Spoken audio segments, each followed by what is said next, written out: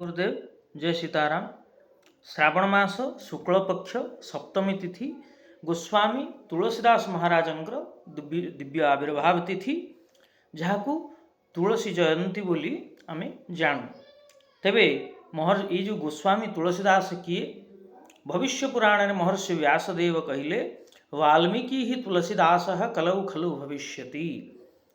महर्षि वाल्मीकि ही कलिजुगरे गोस्वामी तुलसीदासंकर उपर अवतीर्ण हेबे एवं भगवान रामचंद्रंकर कथामृत को भाषाबद्ध करेंगे। एवं से कथा भक्तमाल ग्रंथ मध्य श्री नाभा गोस्वामी कहते कलि कुटिल जीव निस्तार हेतु वाल्मीक तुलसी भय। कलिजुगर कुटिल जीव मानकर निस्तार करने महर्षि वाल्मीकि गोस्वामी तुलसीदासंकर उपर अवतीर्ण हेले एवं यही भाव से सुंदर भाव एवं सी मध्य निजे सही कथा श्री रामचरितमानस कहते जे भाषाबद्ध करब में सोई मोरे मन प्रबोध जेहि होई।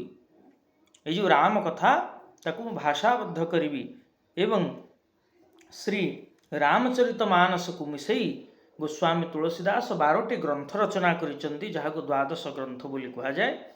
एवं सांसारिक साधारण भाव में समाज रे अतिशय तंकर प्रसिद्ध रचना प्रसिद्ध स्तोत्र कहले जहाँ अतिशय भाव में परिचित एमती कौन सी सनातन धर्मी नथिबे जे से स्तोत्र विषय जानी नथिबे जहाँ गोस्वामी तुलसीदास द्वारा रचित से होचंदी श्री हनुमान चालीसा।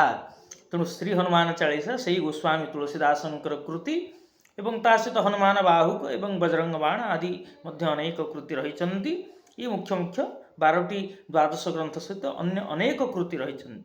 तेणु सही पवित्र अवसर में आम गोस्वामी तुलसीदास पादपद्म प्रणाम जनाऊँ। जय सीताराम।